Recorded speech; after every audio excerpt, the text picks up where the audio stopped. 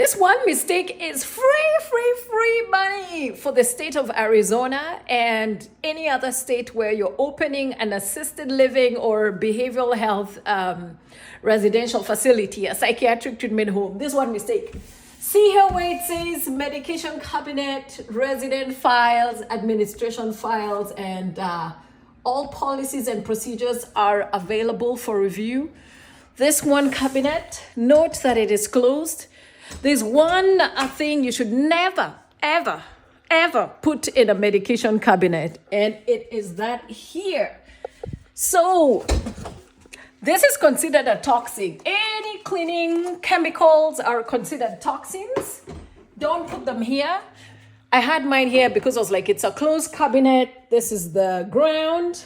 Who cares what is over there? I have nothing there. But you can't put toxins, which is all this cleaning and laundry chemicals, in a cabinet that has medication. That's an absolute no-no. So don't do it.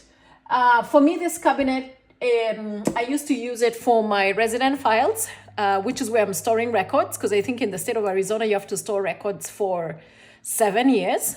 So you box them, you put them in a safe place. I've removed all my client files, which I still have, because you're not supposed to see any identifying information. But these are my general administration files for my former behavioral group home. So make sure whenever you have medicines, and if they're tablets like this, like for you or staff member, like vitamins and supplements, you have to label them. Like, who does this belong to? Is it a client? Is it a staff member's? And if I were like a staff member, I'd also make sure like I have a prescription somewhere, because these things, when it comes to do with medications, it becomes very touchy. So just make sure, don't do this unless you want to give the state free money. So wherever it is you have medications, it has to be a lockable cabinet, and do not put what?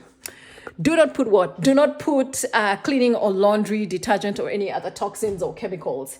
Then number 2, you always need to have a toxicology and reference guide. I put mine here. This is the NCBI. It's NCBI. I forget what it stands for. I think that's where you can go and read about medication. So assuming electricity went off in your facility, there has to be a way for you to look up medications, like drug references, right? And toxicology. So there has to be another method, which is usually the physical book. And those books are not cheap. They're about, I think, $300 combined. You know, the drug reference book and the toxicology book. And then in a behavioral home, like if you have clients with substance use disorders, it's good to have this. And this, I just really copied it. I think I printed this from the Department of Health Services. And it just talks about what's an opioid overdose and then what to do. So I just put those at the back of my door. But this is pdr.net. You know, it's a toxicology guide and reference.